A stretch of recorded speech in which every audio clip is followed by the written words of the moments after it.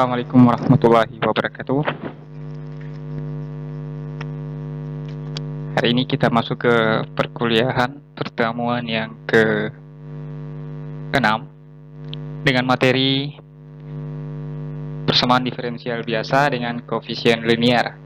Ya, bagian yang kedua. Jadi, untuk membahas materi ini, terlebih dahulu kita harus memahami bentuk umum dari PDB koefisien linear yang saya sudah jelaskan di materi sebelumnya. Jadi bentuk umumnya seperti ini, AX tambah BY, I tambah C, DX, I tambah PX, tambah QY, tambah R, DY sama dengan 0. Jadi itu adalah bentuk umumnya. Pada bagian pertama materi kemarin, yang kita bahas yaitu bila C dan R itu sama dengan 0. Sehingga bentuknya menjadi AX tambah BY, DX tambah PX tambah QY, DY sama dengan 0. Tapi pada bagian yang kedua ini, kita akan membahas bila PX tambah QY itu sama dengan K kali AX tambah BY. Ya, itu akan kita bahas. Di mana K itu adalah konstanta, maka bentuk persamaan satu menjadi AX tambah BY tambah C dx ditambah K dikali AX tambah BY ditambah R dy sama dengan 0. Inilah bentuk umum dari materi ini. Untuk lebih jelasnya, mari kita lihat contoh soal. Ya, selesaikanlah PDB X tambah Y tambah 1 dx tambah 2X tambah 2Y tambah 1 dy sama dengan 0. Untuk menyelesaikan ini, kita lihat dulu apakah bentuk X tambah Y ditambah dan 2X tambah 2Y itu bisa mempunyai bentuk kelipatan. Ternyata iya, bahwa 2X tambah 2Y itu merupakan kelipatan dari X tambah Y, sehingga kita bisa ubah menjadi X tambah Y tambah 1 dx ditambah 2 dikali X tambah Y ditambah 1 dy sama dengan 0. Ya, saya rasa sampai sini jelas ya. Kemudian kita lihat, setelah kita bisa rubah, kita bisa lihat bahwa ternyata itu kelipatan, maka kita buat sebuah pemisalan. Misal, X tambah Y itu sama dengan Z.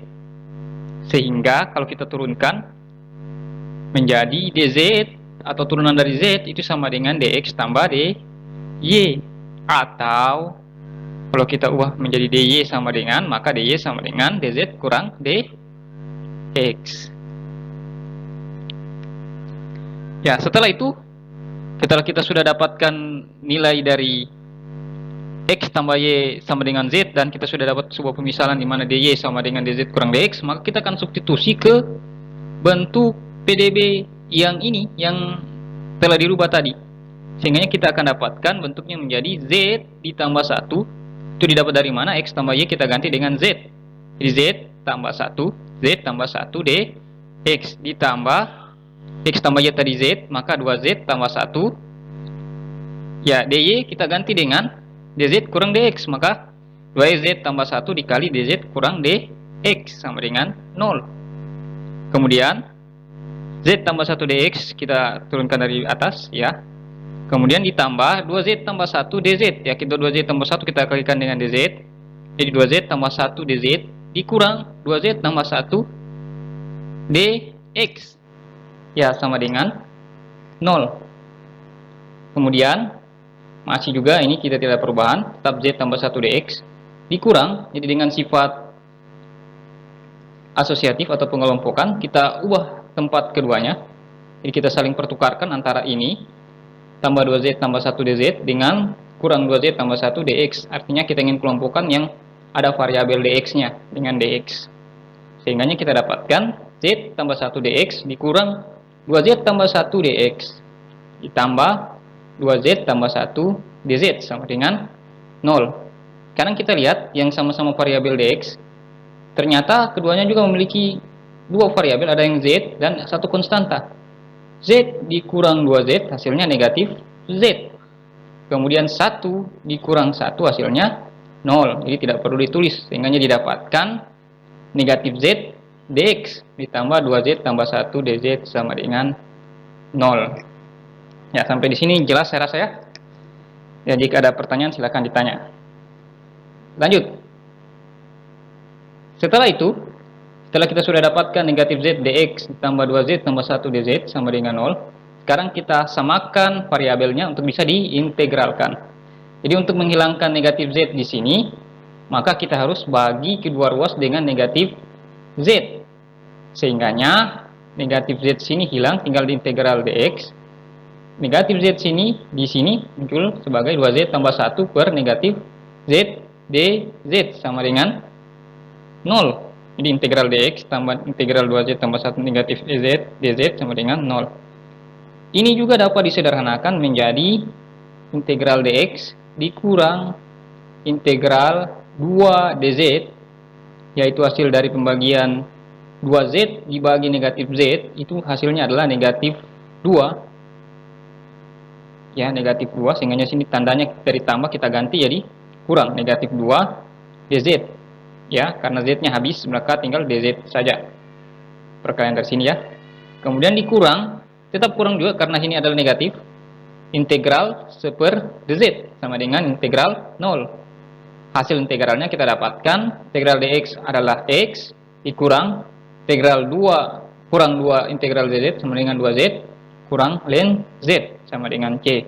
Kita ubah kembali nilai z sehingga menjadi x dikurang 2x tambah y dikurang ln x tambah y sama dengan c.